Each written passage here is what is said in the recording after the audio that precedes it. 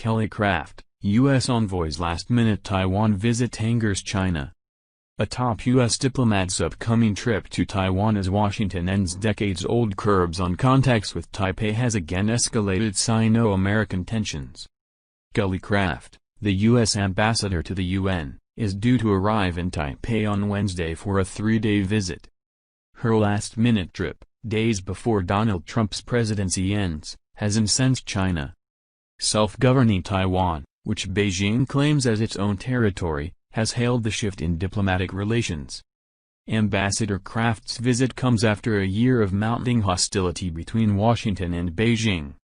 The democratic island of Taiwan has been a major thorn in the deteriorating relationship. Under President Trump, the U.S. has established closer ties with Taipei, ramping up arms sales and sending senior officials to the territory despite fierce warnings from China.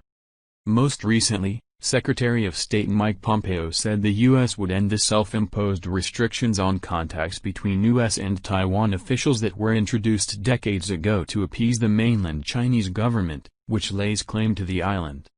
U.S. lifts restrictions on contacts with Taiwan. What's behind the China-Taiwan divide? At the same time, the U.S. has bitterly clashed with Beijing on multiple fronts including trade, human rights and the coronavirus pandemic. Why is this trip happening now? The high-profile visit was only announced late last week by U.S. Secretary of State Mike Pompeo. At the end of a statement condemning the mass arrests of democracy advocates in Hong Kong, he also added that Ambassador Clark would visit Taiwan.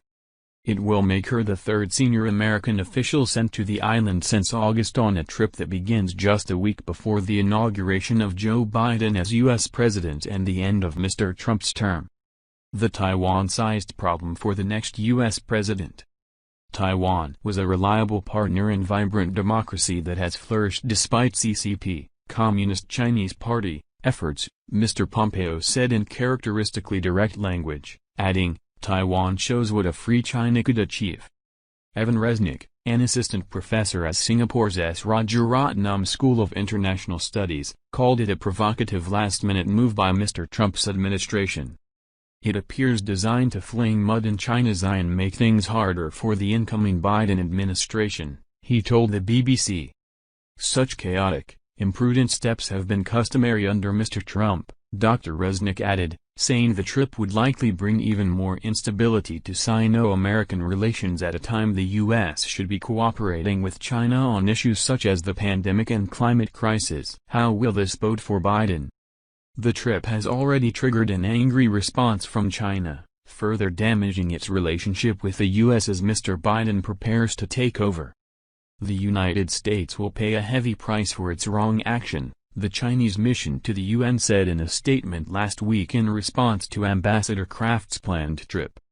China strongly urges the United States to stop its crazy provocation, stop creating new difficulties for China-US relations, and stop going further on the wrong path, it said.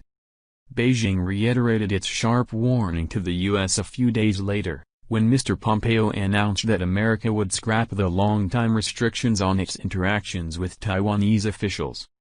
Any actions which harm China's core interests will be met with a firm counterattack and will not succeed, Chinese Foreign Ministry spokesman Zhao Lijian told reporters on Monday. The substance of the new U.S. administration's policies on China and Taiwan remains to be seen, but Dr. Resnick believes a much more coherent strategy will be deployed. It's going to want to repudiate so many of Trump's policies, he said, adding that Beijing may just be waiting to see what the incoming administration does and whether it starts to cool temperatures a bit. What is the China-Taiwan divide about? China and Taiwan have had separate governments since the end of the Chinese Civil War in 1949. Beijing has consistently tried to limit Taiwan's international activities and both have vied for influence in the Pacific region. It's why Ambassador Craft's trip is highly symbolic, as Taiwan is not a member of the UN or most global institutions due to Beijing's objections. U.S. angers China with high-profile Taiwan visit.